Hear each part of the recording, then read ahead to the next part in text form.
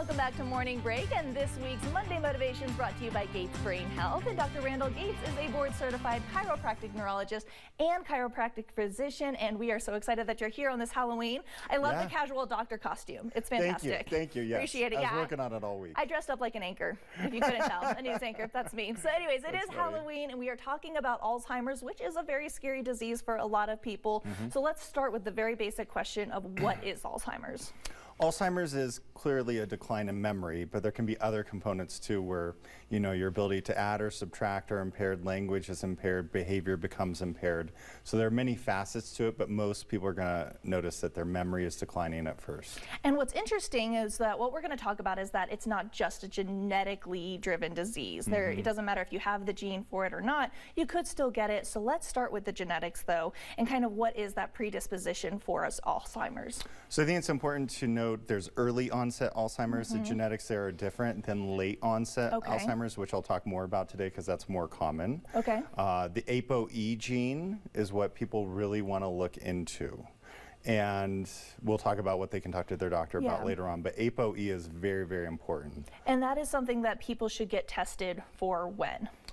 I would say if there's any family history of Alzheimer's disease, and or someone has a history of head trauma, diabetes, depression, those other big risk factors for Alzheimer's, that they should really look into being checked for ApoE. That's very interesting that you mentioned those things, because those are all very external environmental kind of factors and stuff that go into it. It's not just all about whether you're born with it or you're not. Wow. 100%, yeah. So with all the research on Alzheimer's, a lot of it is focused on lifestyle factors driving these genetic issues. And so relative to ApoE, to be specific, you want to see if you have the ApoE4 allele. So there's ApoE2, ApoE3, and ApoE4.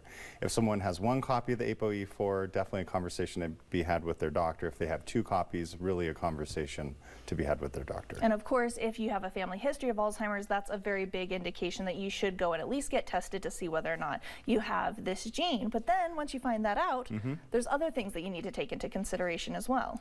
100%, because I would, as we were discussing before I came on, we as a healthcare community look at people's blood pressure, we look at their cholesterol, we get yearly checks. From a brain standpoint, because that's my area of focus, why are we not doing the same thing for Alzheimer's disease or those at risk of it? Because people are living longer.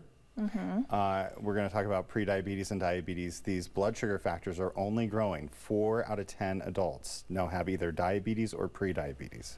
It's a huge issue. That is a huge issue. And so the risk factors for Alzheimer's are crescendoing, and that's why people, if you have a genetic risk for it, you need to talk to your doctor about it. You need to be tested in terms of cognitive testing, in my opinion.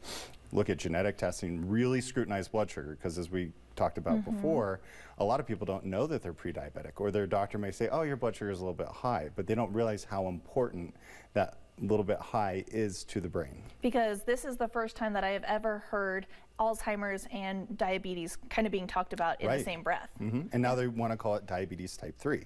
So that's in the scientific literature, that they want to change the name of Alzheimer's to diabetes type 3. Well, that's going to change people's mentality on this completely. Right, which I think needs to happen. Yeah, because Alzheimer's sounds like something that you have to, just kind of resign your fate to, right? You have Alzheimer's, okay. But diabetes, that's a term that we use all the time, where there are treatments for it and there are things that you can do to help. You got it. Okay, so that's very interesting. Well, and especially when we look at the medications for Alzheimer's, they haven't been nearly as successful as everyone hoped, targeting the underlying beta amyloid plaques and things of that nature. So everyone in the literature is discussing, hey, we need to approach this differently. We need to start looking at Alzheimer's 30 years before it happens. Wow. At least 20 years before it happens. Wow. Yeah. And that is where the NeuroQuant brain test scan kind of comes into play. Can you explain what that is? So this is, in my opinion, it's kind of like the echocardiogram of the brain for an Alzheimer's patient.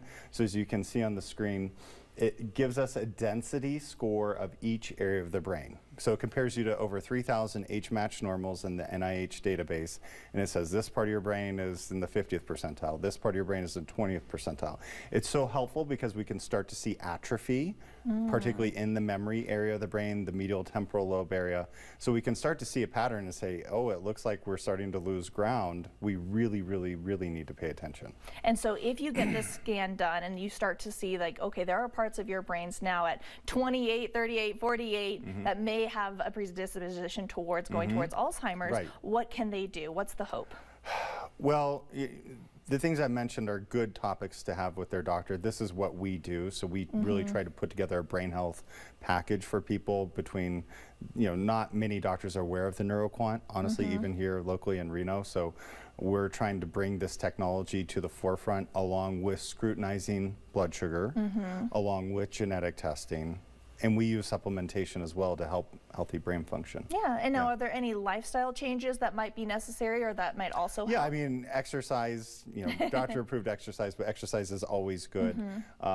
Even caloric restriction is talked about a lot in the literature, that those who limit their calories have a greater chance of improved cognitive function later in life. Wow, that is absolutely fascinating. This might be my favorite interview with Dr. Gates ever because my brain has just been blown. So thank you so much for being here. I think that's super fascinating, and I know that you're going to help a lot of people watching. So thank you, Dr. Gates, for being here. All the information is going to be on our website, colotv.com. We'll be right back.